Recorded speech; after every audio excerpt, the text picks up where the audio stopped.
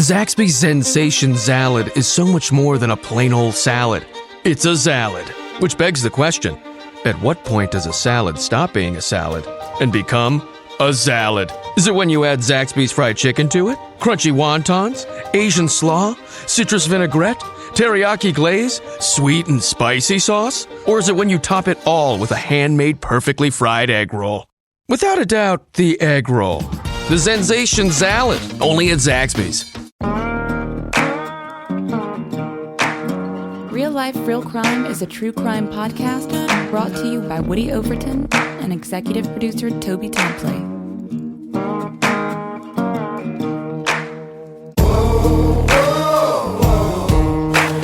You have the right to remain silent.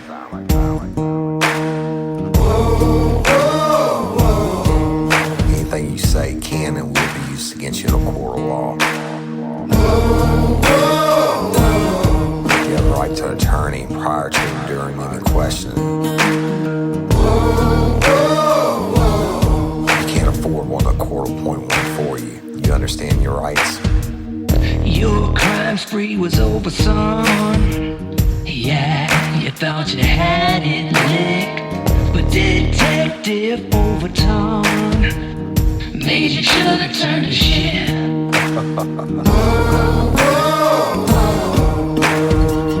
Get ready, you're gonna do time. Real life, real crime. Warning. This episode of Real Life, Real Crime, the podcast, may contain descriptions of acts of violence or that are of a sexual nature. It should be for people that are 18 years or older.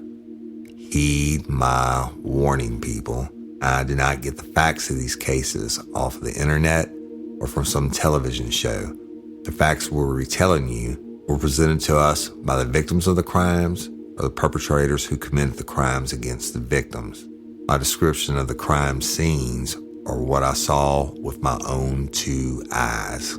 If you're gonna get offended, please turn this podcast off now. Thank you.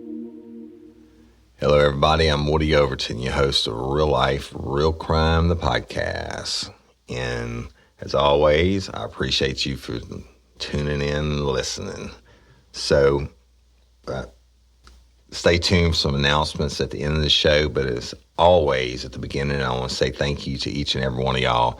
I appreciate you so much for helping us grow. You're sharing us and liking us. I'm getting people from all over every day that say, oh my God, such and such shared this with me and I've been binging the whole thing. Well, I get it and I love it and I appreciate you. We don't have the big production companies promoting us. We have lifers and you're the best in the world. Patron members, I love you, love you, love you. You know, I couldn't do the show without you. If you're not a patron member, you need to check it out. For the monthly donation, we give a lot for the different levels. So y'all check that out. But thank you and you peeping Toms who got to take advantage on the VIP for the Crew Bash. Congratulations. We're going to have a blast. And I love y'all and I appreciate you. Thank you, thank you, thank you. And I am going to get started. So I've been thinking about this episode for a while and it's going to be different. It's going to be a bunch of different stories, right? But let me tell you what I'm going to call it. I'm going to call it complaints. Complaints, okay?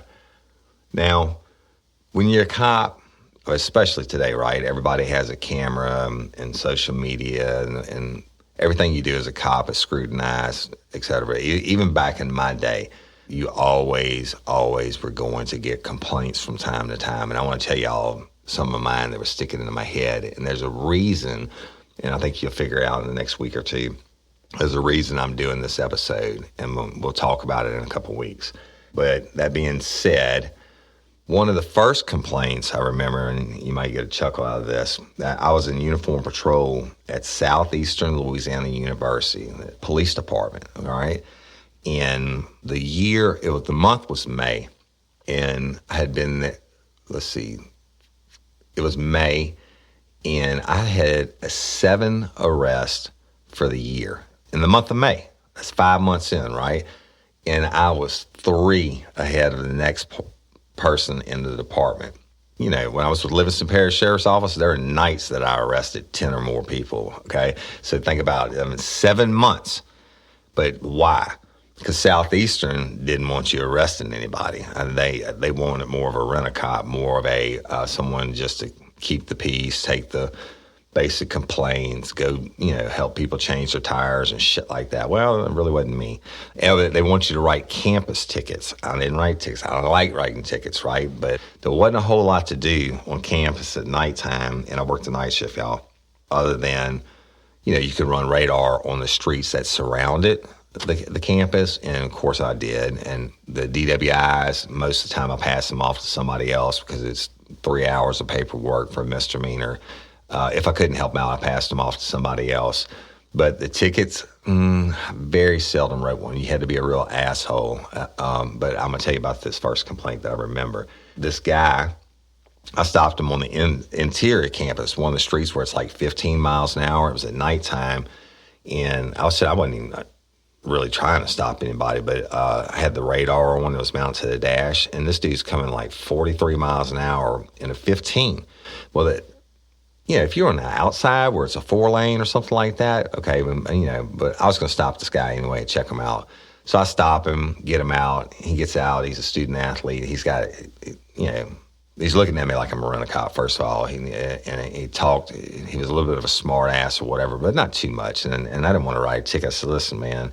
He said, oh, man, I'm coming from, such and such. And, first of all, he said, why you stop me? I said, I stopped you because you were hauling ass. And, he didn't appear to be high or anything like that. But he just had a little bit of attitudes towards me. I said, look, bro, I said, just slow it down. I'm not trying to write you a ticket. Now, we had the choice. We could write a campus ticket, which they just had to pay to the school and it didn't go on the driving record, or we had a state ticket book, right, which is like every regular cop writes you from, and you had to go to regular court, not the university. But I didn't write him either. I didn't give him a warning. I wasn't about that. I gave everybody a chance the first time. I let him go. Shit, it wasn't 2 nights later, or I guess the next time I came on shift, we worked 2 on, 2 off, 3 on, 2 off. But the next time I came on shift, it's like 9 o'clock at night, and here comes this dude, and he drove a Mercedes. Dude in his Mercedes rolling like 47 miles an hour in the 15, and I stopped him. And he got out. He said, man, you harassing me. I said, no, motherfucker, I'm not harassing you. You speeding 47 miles an hour in the 15. I said, you going faster than you were last time. He said, man, whatever. I don't give a shit. I said, well, go good. I said, give me your driver's license, your registration, proof of insurance. What do I got to give it to you for? I said, because I'm telling you to give it to me. So he gave it to me. I had to find my ticket book. I made stand at the hood of my car. I had to find my state ticket book. Now, I wasn't going to write him a campus ticket and let him, go pay us $25 or whatever. I'm writing him a state ticket because if I'm going to take the time to write a ticket, it's going to cost you something, right?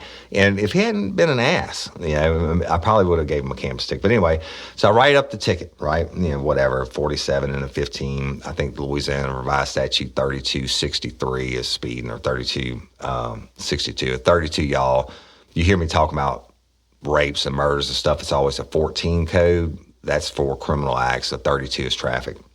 So I wrote him up. And I go back and I say, look, I'm writing you up for 47 and a 15. Here's your court date. The sign right here on this line. It's not an admission of guilt. It's just saying that you're going to show up in court to take care of it. He said, man, fuck that. I'm not signing that. I said, well, are you sure? He said, I ain't signing it. I said, you understand. You're signing it. It's not saying that you're guilty of speeding. It's saying that you're going to show up in court. And basically, this ticket is an arrest. You signing this, you're releasing yourself on your own recognizance, saying that you're going to show up in court. He said, fuck you, I ain't signing. I said, well, fuck you, turn around and put your hands behind your back. He said, what are you talking about? And I grabbed him and, did what I had to do and cuffed him up. And I put his ass in the back of the car. And we had to take anybody we arrested to Hammond City Jail. Shit, I took him down there and I booked him on the speeding ticket, which he refused to sign. No big deal. Totally within the law, right? I mean, that's the law. If you don't sign the ticket, you refuse to sign the ticket, fuck you, you go into jail. And so I go home the next morning, and it was sometime in the middle of the day that my home phone started ringing. We didn't have cell phones back then. This is how long ago it was, y'all. We didn't have pay. I think might have had a pager for my private business, but My home phone is ringing. I answered it. It's Captain Harold Todd. Now, Captain Todd was a retired state trooper who ran the day-to-day of the department for the University Police Department. He said, Woody, I need you in my office now. I'm like, dude, I'm sleeping. I got to work tonight. He said, I need you in my office now. I got a complaint on you. I'm like, what? So I get up and I get dressed. I drive to the university and I go in his office. He said, come in and shut the door. So I shut the door. He said, sit down. I sat down. He got up and said, what in the hell are you thinking arresting that student last night who wouldn't sign the ticket? I said, what'd you want me to do? He said, you had no business arresting him whatsoever at all. I said, Captain Todd, that's the law. You refuse to sign a state ticket and, saying that you're going to show up for court, then you go to jail. And he said, that's bullshit. I said, Captain Todd, didn't you retire from the state police? You were a trooper. I said, this is the law. He said, that's not the law. That's the most ridiculous thing I ever heard. I said, Captain Todd, you need to go look it up, cuz. And I didn't call him cuz. I said, sir, you need to go look it up because that is the law. He said, I don't know what I'm going to do with you. He said, you're always arresting people. And I said, hey, everybody I've ever arrested, I got a conviction on. I said, it's not like I'm making it up. If they got dope on them or, they were fighting or whatever it was. Every arrest I've made has been a valid arrest. I said, if it hadn't been, you would have had me in here long before now. And I said, certainly, I know y'all don't want me arresting anybody because what happens, y'all, is everybody that gets booked into the Hammond City Jail, or back then, I think the newspaper was called the Daily Star. The Daily Star would get their names, everybody who was been booked, and publish it in the paper, why they were arrested and what they were booked for. And so this happened. Well, the university didn't want that. They didn't want the names of their students getting arrested. I mean, it was a different culture, I guess, back then. But shit, he was just adamant.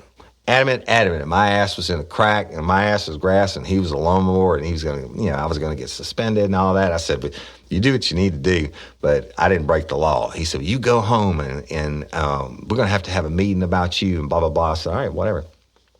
So I went home, and, I was a rookie cop. I was like a year and a half on the job, something like that. And but I knew enough to know, right? I mean, I kind of studied the law. So they called me back in the next day for the meeting, and guess what? Hat in hand, it's Captain Todd and the chief, and Real life, real crime.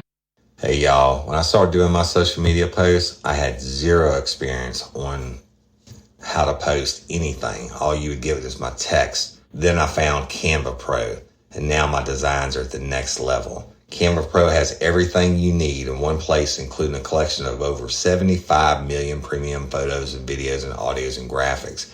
My favorite Canva Pro feature is when I use it to do my backdrops for my post on the crew page. There's no idea too big or too small for Canva Pro. Y'all, you can put videos, make it like a show on your post. It's extremely helpful, and the possibilities of your creativity are endless. Design like a pro with Canva Pro. Right now, you get a free 45-day extended trial when you use my promo code. Just go to canva.me/RLRC to get your free 45-day extended trial. That's canva.me/RLRC. Canva.me/RLRC. And we're sitting in the conference room, and he said, we don't want you arresting anybody for not signing the state ticket. And I said, Captain Todd, what are you supposed to do? I mean, if I pull you over and say you were speeding and you refuse to sign the state ticket, I'm just going to let you go? He said, no, but we don't want you doing that. And he said, we think that you have a real problem in talking to people. I said, what do you mean? He said, well, we're going to send you to interpersonal communication school. I said, what?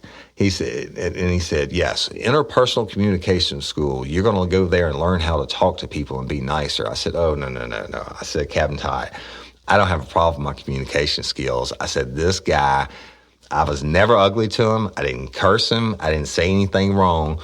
I arrested him because he would not sign the ticket. And he said, well, you're going to the school. And I said about the ticket. He said, well, obviously it's going, it's going, we're going to have to talk to the district attorney about it getting dismissed or something. I said, so you're telling me I'm wrong? He said, well, no, you're not wrong. I looked it up. I said, well, I thought you would know that being that you're a retired trooper. And as long and short of it, I was just give you, this kid complained. And that's one of the complaints I got in my career. But what ended up happening, y'all, I already had my job app in with the NOPD, New Orleans Police Department, was getting ready to go there. And this is the story for another day, how I ended up at Livingston Parish, literally by accident. So kind of like I started the podcast. All right, fast forward. Livingston Parish Sheriff's Office. I transfer over, and I'm in uniform patrol. I'm assigned to the east side of the parish, and I told you all about that. It's Livingston Parish was geographically divided east and west for law enforcement purposes, okay? And I was on the night shift, and I'd been there, I don't know, a couple months. And yeah, it was totally different, right, than working in the university police department. I mean, shit, I could arrest as many people as I wanted to and go hunt bad guys all night once the call slowed down. I mean, it's just like I used to train when I was a field training officer there. I tell the rookies, you don't have to go out of your way to try to put your hands on somebody and fight them, because there's enough legitimate bad guys out there that are going to fight you, right? You're going to get to do it enough. So I was busy, rocking and rolling, doing my thing, making my arrests, making my good cases, y'all, not bullshit cases, good cases. Well, it's a Saturday afternoon. I go 10-8. And right as soon as I go 10-8, I said, what was I? 361, that was my unit number, 361-259. I'm 10-8 for the evening, good evening. They said 361 immediately. 361, we have a whatever, I forget what the code was. They didn't say civil complaint, but we have a complainant for you to meet at Albany Town Hall. I said, all right, cool. So I rode over there.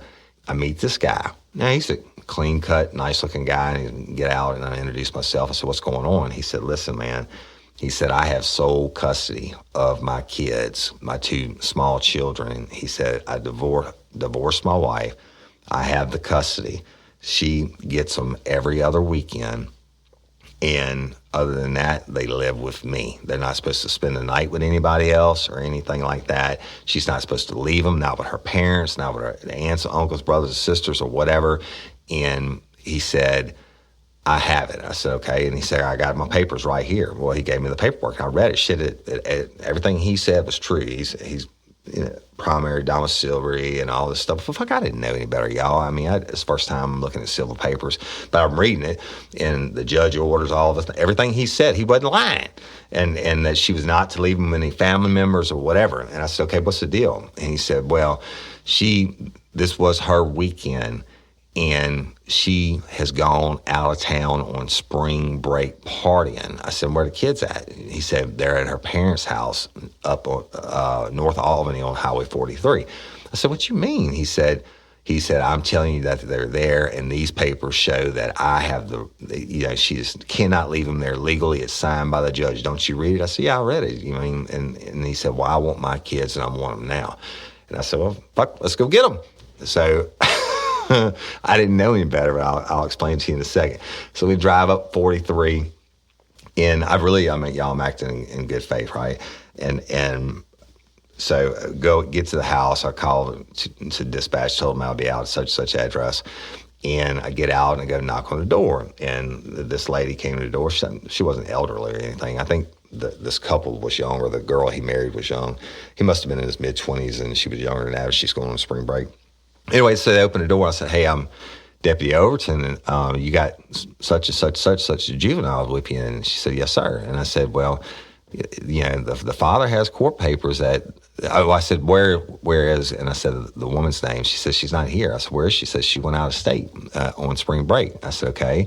I said, you're aware that the papers say that she's not supposed to leave the kids with anybody? And she said, well, I mean, she just went for 2 nights. And I said, I understand that. But the papers say the kids are not to be left with y'all or anybody else. I said, I'm not trying to get any business. I don't know why the papers say that. Maybe he had a better lawyer. I don't know. I said, but here's the deal. you're going to give the kids back to the daddy. And she was like, do we have to? And I said, yeah, according to those papers, you do. And the grandfather came out, and they were nice. And I was nice to them, and I explained to them, I said, look, I'm holding these papers, and it says, I mean, your wife's already told me that she's out of state, and the kids are going to be spending the night. That's with y'all. And I think that the kids have spent the first night with them, y'all, Friday night also. And they admitted to that. And I'm like, well, you're clearly in violation of these papers that are signed by the judge. I mean, and I guess in retrospect, I could have called a supervisor or something. But I mean, I was acting in good faith. And grandfather said, well, she left them with us. I said, well, I'm telling you, these papers are signed by the judge, and you got to give them to the daddy. That's what the papers say. And so they gave them to him. And the kids were healthy and everything, was nothing wrong with them, whatever. And the dad was real appreciative, right, per kid. And he leaves. I go on about my business. The whole night shift would go through. The next morning, I'm sleeping, and my pager goes off, and it's Brian Paul, and he was on the day shift then, and he called. He said, "Bruh," I said, "What?" He said, "Did you take some kids from a house on 43 last night?" I said, "Yeah, I didn't take them." I said, "But the dad had the paperwork that said they couldn't spend the night with anybody else, and they admitted they spent the night there, and the mom was out of town and all that." He said, "Bro," he said, "you're in so much fucking trouble." I said, "Why?" And he said, "That's a civil matter, man." He said, "We can't get involved." I said, "What the fuck was I supposed to do, man? I had the papers signed by the judge." And I said, unless he came up with a court stamp and the judge's signature and all the papers, he said, "No, man." He said, "Anytime you get a civil thing like that, where it's civil papers involved, all you can do is like the dad," he said, "Here's what's fucked up." And Brian said, "Here's what's fucked up. That dude tried me at like 3:00 in the afternoon. He called me out, and I met him at the Albany Town Hall, and he told me, he said, I got these papers," and I told him, I said, I'm going to give you a file number, and you can get a copy of the report. Call in for this file number. We'll get you a copy of the report, and you got to take her back to court and have the judge find her in violation of these papers, and the judge will do whatever he wants to her then. But as far as the kids, I mean, you could have gone and checked on them, and they were healthy. He said, "I went and checked on the kids. They were good to go." And he said, "That dude played you, man." He said, "Kearney is going to kick your ass." I was like, oh, shit. Talking about Mr. Kearney, the chief of everything. He's supposed to be chief of detectives, but the chief deputy, I guess, Wayne Sanders, had died, and he was, out of respect, Sheriff Grace never replaced the title. But long story short, he was right.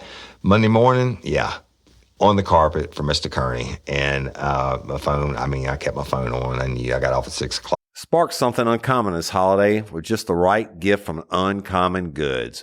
The busy holiday season is here, and Uncommon Goods makes it less stressful with incredible hand-picked gifts for everyone on your list, all in one spot.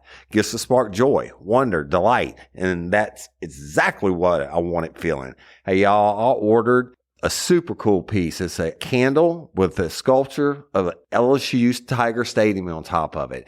And each officially licensed laser-cut wooden replica features up to 4 layers of detail, creating a bird's eye view of a specific football field, seating section, and more. And every label includes your stadium's name, the team's logo, and school location. And it has a coconut, soy, vegan wax infused with sandalwood smell that creates tailgates and touchdowns scent profile, reminiscent of game day. It's invigorating like fresh cut grass and nostalgic like smoke from a pre-game grill, and calming like the crisp autumn air of a new semester on campus. Y'all, I love it. I have it at the base of my TV, and I'm ready to watch the Tigers play on Saturday night, right?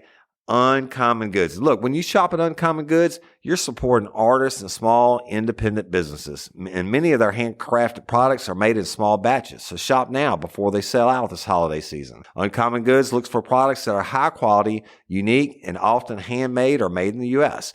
They have the most meaningful, out of the ordinary gifts anywhere. They even have gifts you can personalize. From holiday hosts and hostess gift to the coolest finds for kids to hits for everyone from the book lovers to diehard sports fans. Uncommon Goods has something for everyone, not the same old selections you can just find anywhere. And with every purchase you make at Uncommon Goods, they give $1 to a nonprofit partner of your choice. They've donated more than $3 million to date. So to get 15% off your next gift, go to uncommongoods.com/RLRC. That's uncommongoods.com/RLRC for 15% off. Don't miss out on this limited time offer. Uncommon Goods, we're all out of the ordinary. Hey ladies, are you feeling overwhelmed by hormonal changes? Well, you're definitely not alone. There are more than 1,000 hormone disruptors living in our environment right now. It's in your food, your water, the air you breathe, the clothes you wear, your skincare products. They all mess with your hormones. Then there's the natural hormone changes your body goes through, premenopause, menopause. And while it's a natural process, it doesn't mean you have to suffer through it. The good news is you don't have to suffer through it anymore, because now you have Hormone Harmony, a formula made only with herbal ingredients that are shown to reduce hormonal symptoms in women of all ages. Hormone Harmony is not just a hormone support and supplement. It's become a phenomenon. Women can't stop talking about it on social media. A bottle of Hormone Harmony is sold every 24 seconds. And the biggest benefit? Well, my wife says it makes her feel like her own self again. And that's what women mention over and over in the reviews. And there are over 30,000 reviews for Hormone Harmony. And for a limited time, you can get 15% off your entire first order at happymammoth.com. Just use code RLRC at checkout. That's happymammoth.com and use code RLRC for 15% off today. That's happymammoth.com and use code RLRC. Sure enough, at about 8:01, that Kearney's calling, and he said, "I want you in my office now." I said, "Yes, sir." And so I drove in and go in, and he's sitting behind it. He said, "Get your ass in here." And he's sitting behind it. This is my mentor, y'all, and everybody was so scared of him. Especially the uniform guys were just, even some of the detectives were just scared of him. Not because he was mean or unfair or anything, just because he was by the book. No bullshit, no nonsense, right? But it wasn't my first time to be on the carpet in front of him. But most of the times that I'd been before, I was in the right. And so anyway, I went in, he said, "Tell me what happened." I told him. He said, "God damn it, he said, "You don't know that you're not supposed to handle, civil thing, da da da." I said, "Mr. Kearney, I didn't know." I said, "Dude showed me the papers. I acted in what I thought was good faith." He said, "Don't you ever," and he had that finger, he'd get mad, he'd point that finger at me. He had a crooked finger, y'all, on his index finger, pointing that finger at me. He said, "Don't you ever, da da da da da." And he chewed my ass, rightfully so. And the mom, oh my God, the mom was so pissed when the parents didn't call her and tell her. They told her when she got back late Sunday night, and I guess that's when she started in calling and complaining. She got, or must have been that morning, maybe she got in Monday morning, I don't know. But anyway, she was there, and Mr. Kearney brought her in. I had to apologize to her, and rightfully so. But I had to look like a little bitch, but anyway, I don't never know what happened with it, but it is what it is. There's a reason I'm telling you these stories. Remember, stay with me. So, but I acted in good faith. I took my lick. I wasn't gonna lie about it. Wasn't the first time I've been in trouble. I'm sure it wouldn't be the last. But Mr. Kearney did tell me before I left. He called me back in after he'd been all hard on me, and I had to apologize to the mom and all that.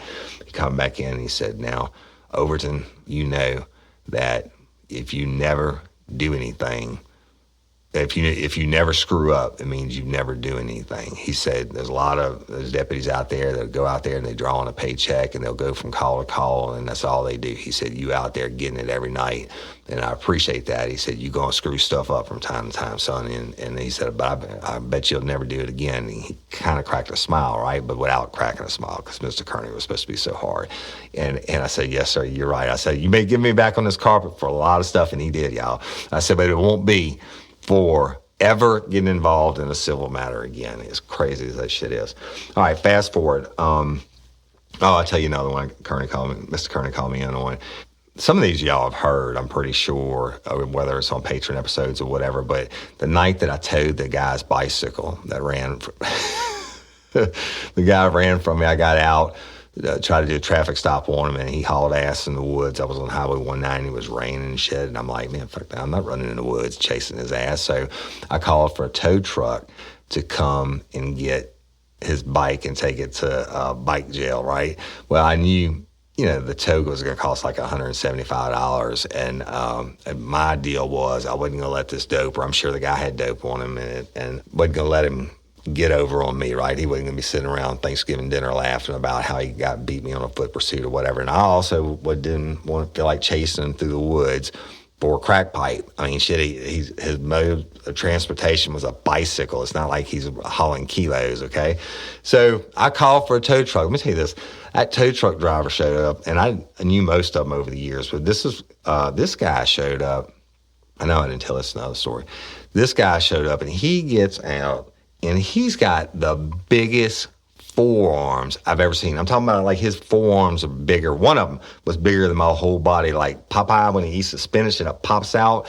And, he looked like he could take, instead of throwing the old iron horseshoes, he could take 20 of them at a time and throw them, right? But I don't know why that just popped in my head. I think it was Brown's tone. But anyway, that's neither here nor there. He came and then he got out and he was big old forearms.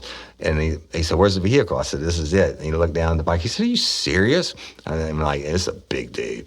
And I'm like, yes, sir. And he was like, okay, doesn't matter to me. he put it on the back of the truck and towed it off, right? No big deal. Well, Monday morning comes, phone rings. Kearney called me in. Why did you towed a bicycle? I said, yes, sir, I did. He said, why? And I said, because I didn't want to be responsible for it. It's a road obstruction hazard. He said, oh, that's bullshit. He said, why didn't you put it in your car? I'm like, come on, Mr. Kearney, I don't want to put it in my car. And what am I do with it? Haul it to the jail or something? Anyway, so and that's another time Kearney had me in. Real life, real crime. Hey, y'all, I don't know about you. It seems like I'm always looking at the screen now more than ever. And one of my favorite ways to rest my eyes and still get the content I'm itching for is by putting in my Raycon wireless earbuds and listening to something great. Whether you're catching up on your favorite podcast, binging an audiobook, or powering through your workout with a pumped up playlist, a pair of Raycons in your ears can make all the difference. Look, y'all, love mine. They fit great. The sound quality is excellent. The volumes are right there at the tip of your fingers, in your ears, and there's no sliding out, and up to 6 hours of playtime on one charge.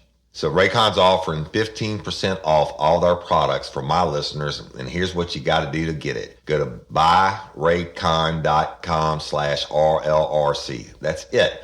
You'll get 15% off your entire Raycon order, so feel free to grab a pair and a spare.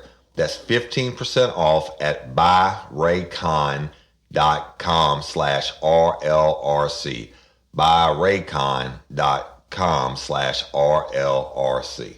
I'll give you another one. I know y'all heard this one. Kelly Bernard, frequent flyer, and I arrested her like 3 times in 1 week in 3 different stolen cars. And then I didn't see her for like 6 months. I hadn't seen her. And it was the middle of the night. I mean, like 3 o'clock in the morning.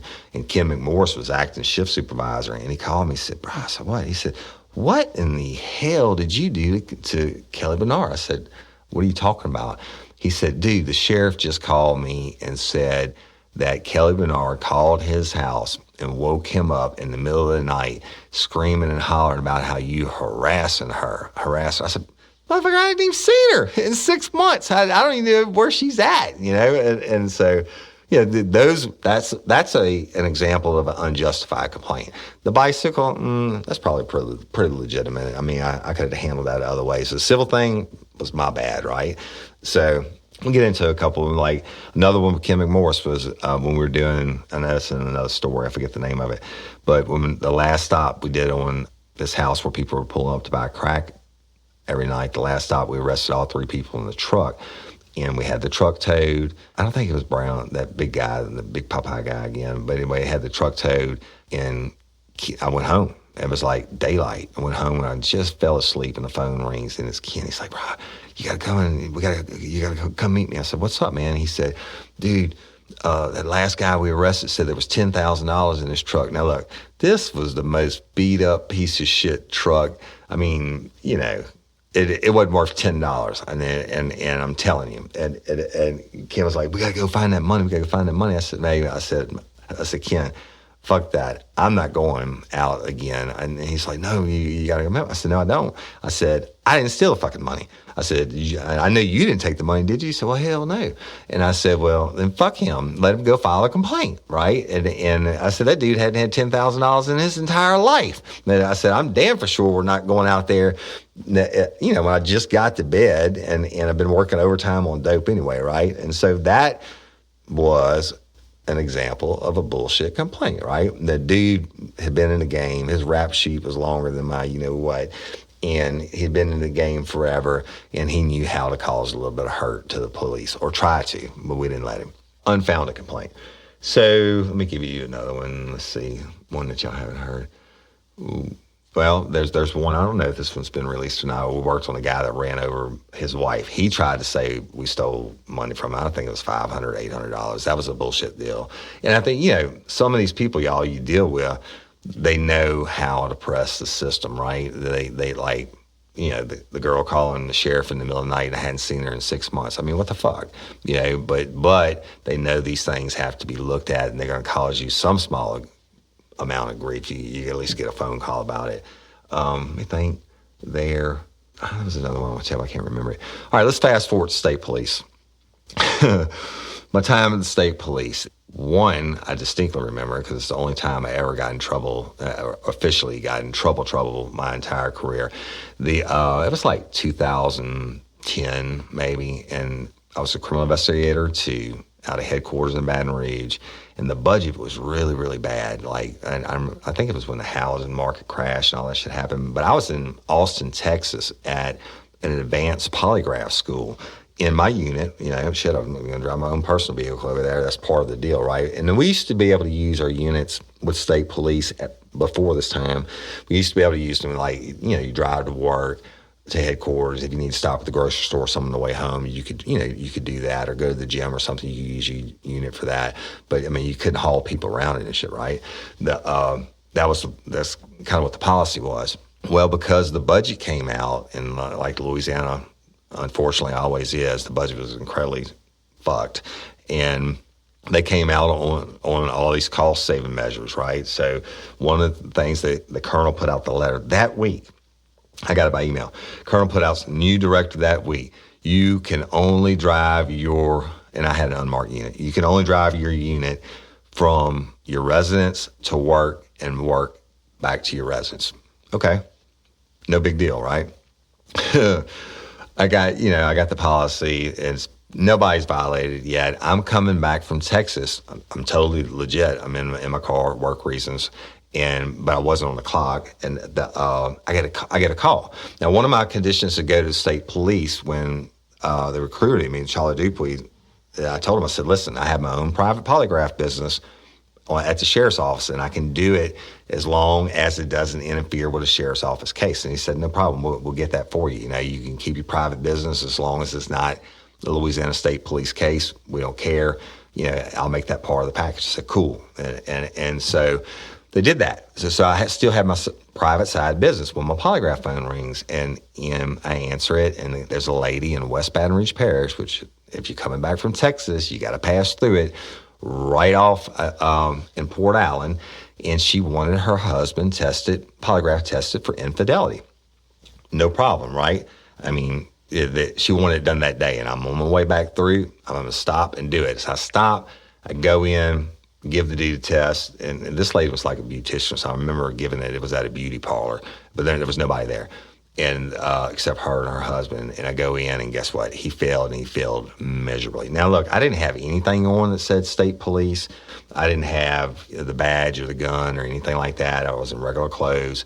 Went in, gave him the test like I give everybody else, and he went deception indicated all the way, right? I get done. He knows he failed the fucking test, but I tell him, you failed the test. You failed the questions. Whatever it is, relevant question about cheating or whatever. I don't remember the specifics, y'all. But anyway, I tell him you failed, and of course, nobody was happy when I left. And I leave, and I go home. Shit, about 2 days later, I get called in, and the head of internal affairs said, hey, man, he said, did you go do a polygraph in Port Allen on, I think it was Saturday when I came back, on Saturday? And I said, yeah, I sure did. And he said, did you show your badge and your gun? I said, absolutely not. And I said, I didn't have anything on state police. He said, did you go in your unmarked unit? I said, I did. I mean, I wasn't gonna lie to him. And I mean, I knew I was in violation of the new policy, and I mean, shit, you catch me, I'm gonna take my lick, right? But literally, it was right off the interstate, did it, and otherwise I'd have had to drive another hour and a half to the house, turn around, drive an hour and a half back, and then drive another hour and a half back home after the test. Fuck it, I stopped, I took it. And he was like, man, he said, you're the first one in the whole state to violate the colonel's new policy on using the units. I said, okay, well, you got me. I said, here, I'll write a statement. Boom, boom, boom. I did this. I said, you can go over there and ask the wife. I said, I didn't wear anything. He said, state police or whatever. And so he came over in my office a while later. He said, hey, man, I talked to the wife. He said, she's absolutely said that you didn't do anything. You never mentioned state police. Said her husband was like a volunteer fireman or something, and he ran your plate when he left, and it came back to nothing. And one of the friends said that had to be a trooper or a detective for some law enforcement agency, and they gave him my name. And he said, oh, shit, well, Woody Overton works with state police, right? And so, anyways, this asshole calls in and makes up a lie saying I had on my badge, my gun, and all that. But the only thing he did have me on was the unit. And so, anyway, I wrote the statement. And it's the only time in 20 years I ever got suspended. Well, I had to. They had to do something to me, right? I mean, I wrote to the colonel, wrote him a statement. Yes, I did this. I know I was in violation. Give me whatever you want to give me, right? So they gave me 2 days off. I'd never been suspended in my entire career. And they came in, and the head of internal affairs came in, and he said, Woody, I mean, we were like, we're friends, right? He said, the colonel's going to give you 2 days off, and it's going to come out of your record after 6 months or something like that, right? If you don't get any more trouble. I said, well, I'm not going to get any more trouble. I said, that's not a problem. And we bullshitted for a few minutes, and he left. Well, the next day, I think it was a weekend. Monday came, I went fishing. And about Monday at noon, my pager goes off, and it was the head of internal affairs. And I called him. I said, what's up? He said, where are you? I said, I'm fishing. He said, what are you doing fishing? I said, I'm fucking suspended. He said, man, you're not suspended yet. He said, well, the colonel's got to pick your days for suspension. I said, well, oh shit, then I guess I'm sick. Give me a sick day then. I mean, I didn't even know that. I mean, they told me I was going to get suspended for 2 days. I thought it was starting in. So anyway, valid complaint to the point that I violate the rules, but not valid to the lies about representing myself as a law enforcement officer. 2 more, and I'm wrapping this up, and there's a reason for y'all, and you will understand one day, and I'll make sure you understand. Okay, so state police, 2013, I was sitting in my office, chilling, doing whatever, right? And one of the guys, when Hobbs for Internal Affairs came over, and I was friends with all those guys, but I wasn't like hangout friends, right? We didn't go hunting together and drink beer together and shit like that, but we were cool. We talked football and we talk hunting, stuff like that. Anyway, dude comes over. He's, oftentimes, and when it slowed down to evening time, then somebody would come over and want to hang out and shoot the breeze for a while, because my office was separate from Internal Affairs. It was over by itself.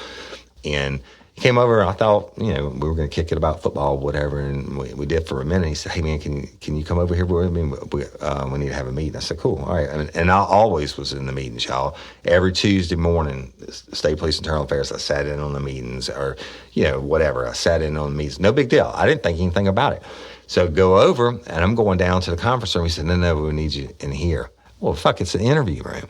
I'm like, what? They said, yeah, come on in and sit down. Now, interview rooms, I know they're recording everything, and the microphone's on, and shit. He pulls out police officer billers, 2 of them, pulls out, and these are my people, right?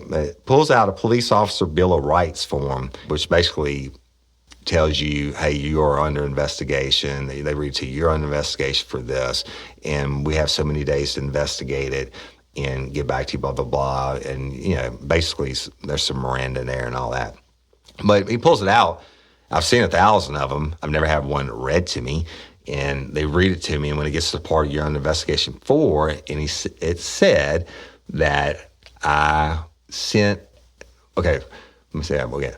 What it was, to sum it up this way, all right, there was an agency that had a criminal investigation going on, and the defense attorney for the guy, it was a theft case, the defense attorney for the guy had sent in a polygraph report that said that Woody Overton, criminal investigator with the Louisiana State Police, did this polygraph and says my guy's innocent, right?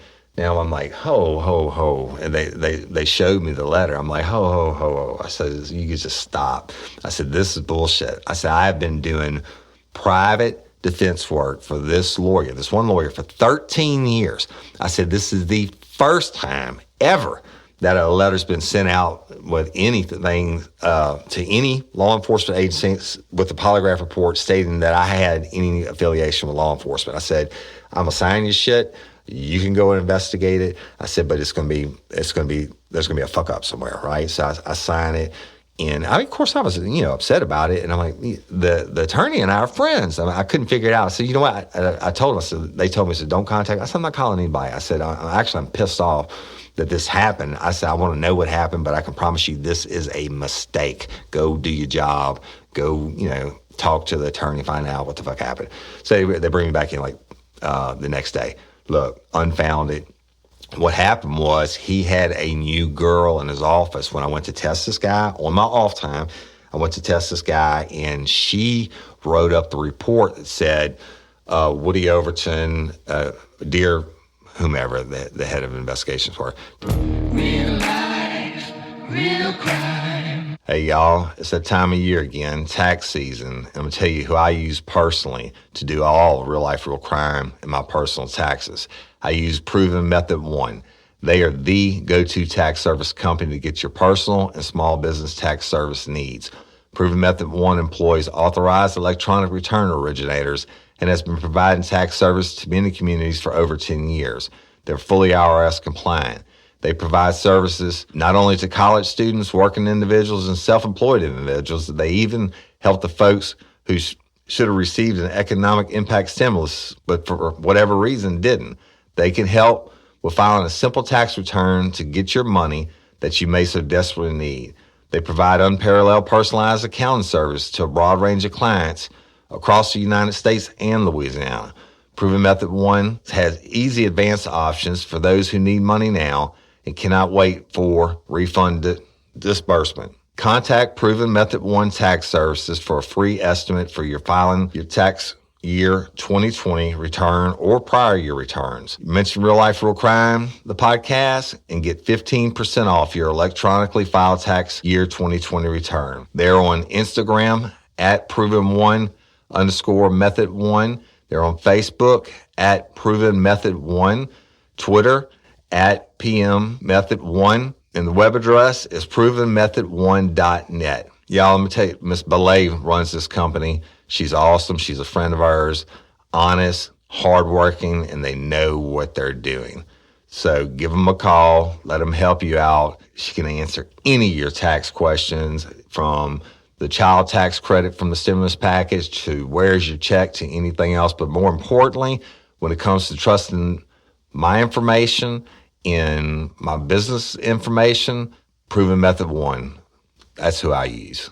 Dear Sergeant, whatever your name is, Woody Overton, a criminal investigator and polygraphist for Louisiana State Police, tested my client, and he showed no deception indicated. Hey, y'all, let me tell you about Gobble. All Gobble meal kits are pre-prepped. That means less work for you and less waste in your kitchen. Their meal kits include everything you need so you can save time at the store or just skip that trip entirely. I got the box in and I had 3 different meals. I had a Kung Pao chicken, crispy fish tacos, and a beef bourguignon, however you say it. But let me tell you about the classic beef bourguignon. Look, it came with beef pot roast and a beef broth concentrate, red wine demi-glaze, cremini mushrooms, cipollone onions, mashed potatoes, baby carrots, and rosemary thyme butter. It was so easy to make. Literally like 15 minutes it took Cindy. And let me tell you something, all the dishes were fire, but this thing was like a taste explosion in my mouth. It's just unbelievable. real. We've got to spend more time together and more time doing the things we love because everything came in this one single box right to my door. So see what a difference Canva will make for your household. Right now, they're offering my listeners a fantastic limited time deal. You get $120 off across 4 boxes plus free shipping and free cookies. And let me tell you, those cookies, I ate one that was sin baked and it was delicious. Go to gobble.com/real life. That's GOBBLE.com/real life for $120 off your first 4 boxes. This offer is not available on the home site, so don't miss out. This is genius. It's taste explosions in your mouth like you never had. You're a 2 a.m. wild child, shred the couch on a whim. A little fluffy crazy cat who don't play nice with the kids. You're a danger floof, but I'll keep it safe where you poop. You're an unnatural beast with natural litter under your feet, yeah. At least in your box it's safe. No more dust all over the place. Everybody without clay, say meow. World's best cat litter for the world's best cat. Please find attached a polygraph report. And that's the letter they sent him, right? Well, guess what? It's bullshit. She took that upon herself to put that in there. The attorney has been signing my shit for so long and sending it all. He just signed it. He didn't even read it. He told him, said, this is a fuck up. He said, this is a new girl. She knows Woody is with the state police, but she did not know to not put this in there. He called the head of investigations immediately when the guys went off, said, hey, this is not supposed to happen. This never happened before, never happened again, blah, blah, blah. So unfounded, I get it. But now this time, y'all, I'm really pissed off. I got my 20 years in. And being called in like that, even though I hadn't done anything wrong, it certainly wasn't my fault. And it really upset me. And I was like, you know what, fuck this. I don't need this. And so they called me back in, said, look, it's unfounded. You've been clear, blah, blah, blah. I said, well, guess what? I already knew I didn't do anything. So I promise you this. You will never have to do this shit again. He said, what do you mean? I said, I'm telling you this. You ever call me back in here behind a polygraph bullshit complaint again, then I will turn in my letter of resignation. I will no longer, make myself susceptible to this kind of bullshit. I said, and be honest with y'all, at that point in time, I was making so much money in my side business, it was really hindering me, my state police time, right? It was actually costing me money to go to work with state police because I was having to turn down tests and stuff. So I had to ask about it. But anyway, you never believe what happens. All right, I got all these years, never other than the one time for use my car to go run the polygraph. I never really been in any serious trouble, right?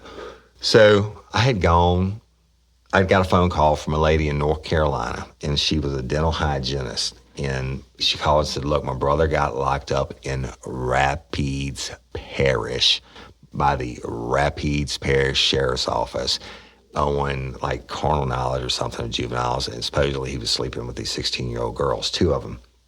I think one was 17. I don't know. It was like that age range.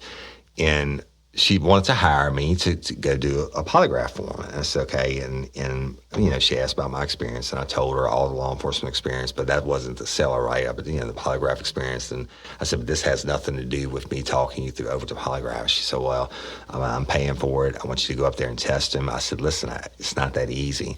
I said, you need to get his defense attorney to submit a letter to the sheriff and the warden of the jail getting me permission as a private polygraph examiner, nothing to do with law enforcement, private polygraph examiner to go in and test your brother. I said, then I'll do it. Well, it took some time, maybe a week, right? And she calls back, she faxed me a copy letter. She said, I got it. Oh, even got a judge to approve it. That's what it was. I said, you need to get a judge to approve it, et cetera. Because listen to me, I already had some history with Rapides Parish Sheriff's Office, and I can't tell you what it is.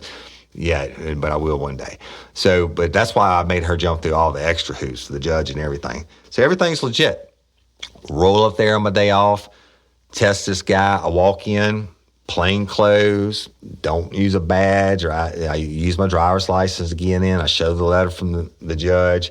They buzz me in, go back, get the inmate out, test the guy.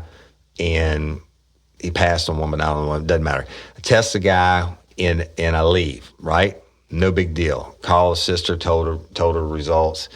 No big deal. Here I am.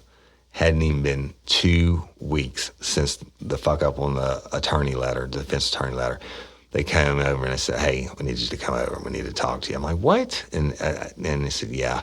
And so go in, and I knew I hadn't done anything wrong, y'all. And that was it. I prayed about it, the other one and stuff, because I got so angry. And even though I hadn't done anything wrong, right?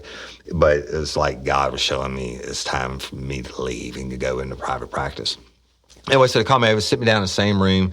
They advised me on Police Officer Bill of Rights and said that the allegation was that I went to the Rapides Parish Sheriff's Office jail and I badged my way in. I wore my gun in and did this polygraph and identified myself as Louisiana State Police and blah, blah, blah. And they said, okay, if you want to answer questions, sign right here. I said, I am not answering shit.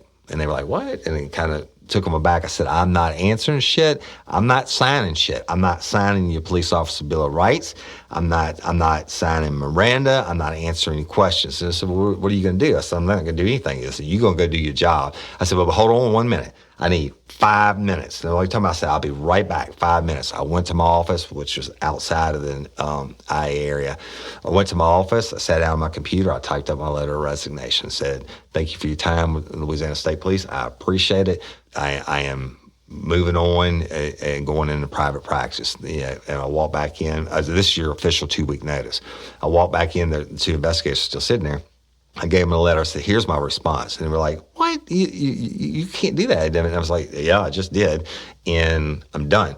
And they were like, Woody, dude, come on, dude. I mean, how long have you been doing this? I said, hey, I'm not answering shit. I said, go do your job. I told you last time when you had me in here, and it was a bullshit complaint. And basically, even though I know, you treated me professionally, I felt like a fucking criminal. I said, this is the same thing again, and I haven't done anything. But you know what? You go find it out for yourself. I'm not answering your questions. I'm not answering anything. Go do your job. You go to Rapides Parish Sheriff's Office and investigate this fucking complaint that I came in there with my badge and my gun on and badged my way in to the fucking jail to do. I was going off to the fucking jail to do a polygraph. I said, and that's my 2-week notice. And I walked out. And then, hey, I came to work. I didn't even call in sick for the next 2 weeks. And shit, they had the 10 days, whatever it was, that the day that I turned in all my equipment and everything, they came and got me and bringing me back over. And they were like, no, we don't need to go in the interrogation room. I'm like, why not? So we just want to tell you what we found out. And so we went in the conference room, and he said, listen, the colonel doesn't want you to leave. When we're asking you to take your letter of resignation back, please. I said, absolutely not. I said, I'm done, dude. I said, it's nothing personal against y'all. I said, but at this point in time, I said, I prayed about it. And the last time it happened and it was bullshit, I said, I know. And you damn well know anything to do with Woody Overton and Rapides Parish is bullshit. I said, but I said, well, he said, let me tell you what we found out. And I said, go ahead. He said, we went to Rapides Parish Sheriff's Office jail. We pulled their cameras. Not only were you not in your unit, your unmarked unit, you were in your personal vehicle. You were in civilian clothes. You never had a badge or a gun on. You never identified yourself with state police in any way. I'm sitting there thinking, yeah, I already fucking know this. And he said, you went in, we listened, you never identified yourself as state police, even to the bad guy, and you left. And he said the problem was one of their detectives, the Rapides Parish Sheriff's Office detective, was listening to the phone calls between the sister in North Carolina, the dental hygienist, and him, the inmate. And she told him, she was telling him my credentials on the initial phone call. That's it. Never hounded on it again. She said, hey, this guy's been in law enforcement forever. In fact, he's with the state police now. He does this as a side business, right? And he's going to make me jump through all the hoops. I got to get a letter signed by a judge, give him permission to go give you the test and the whole 9 yards. Well, the detective was listening in. They figured they're going to stick it to old Woody Overton, right?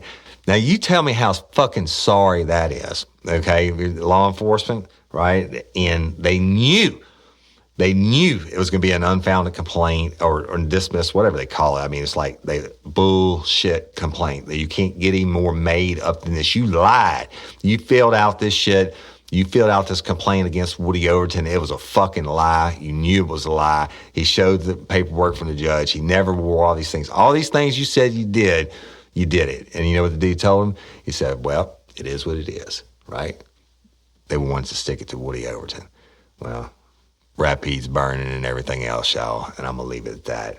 So I know there's a hodgepodge of stories. Oh, so let me tell you about it. I walked out and I retired from the state police, so I've been blessed ever since, and, you know, not only in the polygraphs, but then I got certified as an expert witness in all United States federal courts as an expert witness in law enforcement matters, and I traveled the country doing defense consulting, stuff like that. So I've been blessed. I have no regrets. I hated that it ended like that, but I'm going to tell you something. The complaints sometimes are founded, and shit, if they're founded, and especially on me, I took my lick, right? And if I pushed the envelope and got caught, I took my lick for it. But the unfounded ones, they happen every day, y'all. And then there's some that are unfounded because it's a pissed off husband, and he failed his polygraph test. He wanted to cause me a little grief, and he knew a little bit about the system, stuff like that. And then there are some that are just malicious, like this asshole detective that called in and said, I had went in there and I badged my way in. I had my gun. How the fuck you gonna carry a gun or your pistol into the parish jail? Hello. So there are complaints on both ends of the spectrum, and I'm gonna leave it at this. This is not gonna be a series, but I'm expecting some things hopefully here in the immediate future. And if those things come to fruition, I'm going to get back on the air and I'm going to tell you why I told you these stories about complaints today. But that's a little bit what cops go through, especially good cops, because you're out there busting ass and you're putting yourself in situations that a lot of cops won't put themselves in. Like Mr. Kearney said, the ones that are just out there drawing a paycheck, catching a bare amount of calls, and they want to do their 20 or 30 years like that, right? Not Woody Overton. So, but I've been doubly blessed, and all this rolls over into real life, real crime, the podcast, which has been such a huge blessing. I love and appreciate each and every one of y'all. Like Tommy Wilcox, Great Life, or Tommy Wilcox Outdoors. I had my son and I for the dove hunt in Alabama. Once in a lifetime experience. But not only that, I get to meet people from all over the world, like Captain Calvin Duvall, y'all, who has Duvall's Cajun Charters down in Delacroix, Louisiana. Check this out. He calls, and his wife and he are a huge fan of the show, and he is career law enforcement, was career law enforcement. I think he did like 20 years with Jefferson Parish Sheriff's Office and then 10 years with Homeland Security. He calls up, he's got a charter company out of Delacroix. Delacroix, Louisiana is just southeast of New Orleans, but shit is at the end of the road. I mean, you're in the swamp, you're in the you're in the marsh, and it's in what the fishing there is what they call inshore coastal fishing. And he invited us down. And so I took my youngest boy, I took my boys, and one that's 10, the other one's 19. We went down, we spent the night ahead of time at the lodge across the street from where we launched. Captain had us out there at daylight, and it was blowing. Now look, I had saltwater fishing camps for years until Rita blew the last one away, and I hadn't been back since, right? But I loved it. It was my passion, and I wanted my boys to get to experience it. And because of Real Life, Real Crime and Captain Duvall's Cajun Charters, I was going to get this opportunity. So we go down, and we go to get in the boat right at daybreak, and he's got this big, nice, super fine charter boat. And the captain is just real cool from the get-go. And we get in the boat, and look, the wind is blowing like 40 miles an hour. Me, as a old saltwater fisherman, I knew. And look, there was rain clouds all the way around us. The sun's trying to peek up through it. I'm like, holy shit, this is going to be a bad day. Plus, it's the end of March, right? There's no shrimp. There's no live bait to be had, first of all. And then even so, there's no shrimp in the marsh that time of the year. The live bait, I mean, it's like the worst time of the year to go fishing. And we go with Captain Calvin, and the first spot he pulled up, we wore their ass out. And we caught 40 speckled trout up north. Y'all would call them spotted sea bass. I'm not talking about babies. Out of the 40, we only had to measure 2. In Louisiana, they have to be 12 inches or above, right? But Captain Duval, my son, had never really fished. The 10-year-old, he's like his brother. And he has all custom-made rods, all super top-of-the-line equipment. We get there, he's baiting hook. He didn't have to do this. He's a lifer. He's just good people, right? And we tore them up. We ended up catching 40 specks, all good size, like 3 and 4 pounders. And then my son got to catch his first redfish, which was awesome. I got it on video, which is a really nice red. We caught 2 freshwater catfish, 2 blues. We caught freshwater bass, like a 3-pounder, and some other stuff I forget. But we tore them up on the windiest, nastiest, no bait day of the year because Captain Duval's Cajun Charters knows what the hell he's doing. He's out there every day busting ass, and we caught them all on artificial, and he knows what he's doing, y'all. If you ever go to New Orleans and you want to experience a true South Louisiana badass fishing trip, call Calvin Duval or Captain Duval at 504-957-4549. And it's down in Delacroix, y'all. It's Calvin. He's just as cool as me, and we traded cop stories all day on the boat. And I'm going to get off that. Calvin, you know I love you, man. It was awesome. Yeah, my son, before as soon as we put the poles up to turn around and come back to the dock, my son's like, always starts saying, when can we come back, Daddy? When can we come back? Calvin was that great with him. Captain Duval's Cajun Charters was that great with him. We filled up an ice chest full of stuff. And even though we didn't limit out, the fish were so big, we were on the way back, and I was explaining to my son that it's 25 trout per person, 5 reds per person, and we didn't catch that much. We would call it a lot for it, especially for the conditions. And my son says, Lord, we're going to need a bigger ice chest, because that ice chest was slap full, y'all.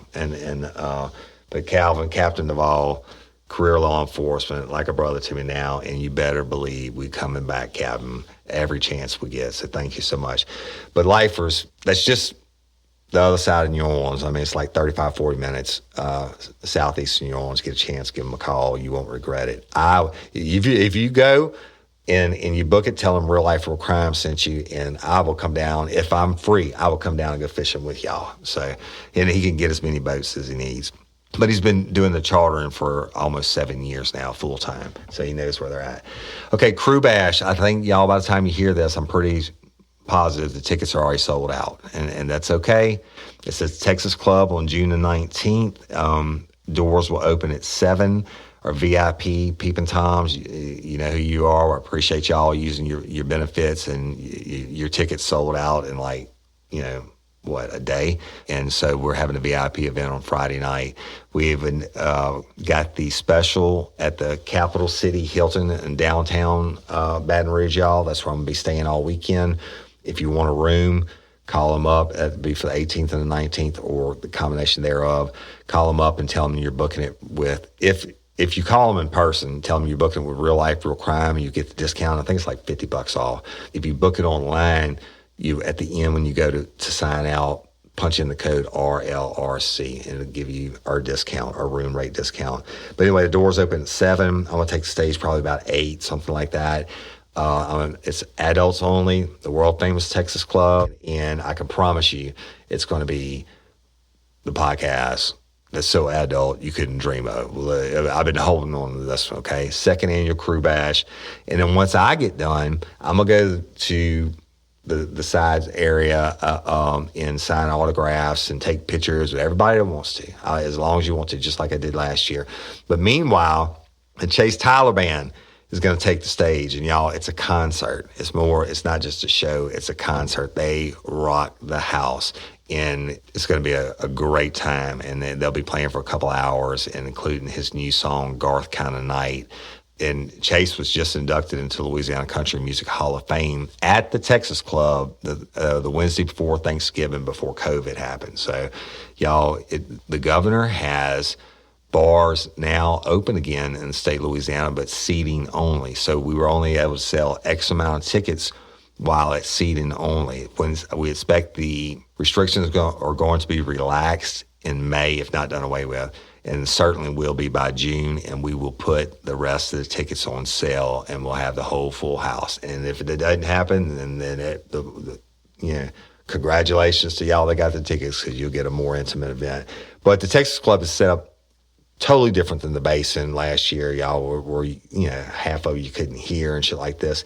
This place is for concerts. They've had the best, go look it up. They've had the best country music people over the years. A lot of them started out their careers there before they got real big names. So anyway, I will be doing a commercial. We'll do a drop with Chase Tyler once the restrictions get released, and I don't think there'll be any tickets left for y'all to buy. But if they are, it's RLRCKREWEBASH.eventbrite.com. That's EVENTBRITE.com. I don't think there'll be any left, but put it in your hat for later on. So I love and appreciate each and every one of you. Thank you so much. Courtney Coco. Ooh-wee. Justice for Courtney Coco 2021, y'all. I'm telling you, just keep your family in the prayers, and we're going to keep fighting for justice for Courtney, and stay tuned on that one. And then Miss Barbara Blunt, absolutely, the disappearance date is coming up again. The things are relaxing, things are moving. Please continue to call in your tips. It's very, very, very important. That's all I can say about that. And if you are from, let me check this out. Let me look it up real quick. We were number one. Real Life, Real Crime, the podcast was the number one podcast according to Apple podcast rankings in Malta, Malta, wherever the hell you're at, Malta. We appreciate it yesterday. So if you're in Malta and you want to be an organ donor, then go to LOPA, LOPA.org. And there's a form there, and you can fill it out. Of course, Louisiana, y'all, you can fill it out, or anywhere across the world. Fill out that form, become an organ donor, be a hero, save a life. April is Organ Donor Awareness Month. We are going to do something special on that, I think, starting next week. So it just means a lot, y'all. A lot of people are hurting. A lot of people are dying, but a lot of people are living because there are heroes out there. And I'm Woody Overton, your host of Real Life, Real Crime, the podcast. And until next time or ever, don't let me catch you down on Murder Bayou. Peace. Get ready, you're gonna do time. Real life, real crime. Real Life, Real Crime is a true crime podcast brought to you by Woody Overton and executive producer Toby Templey.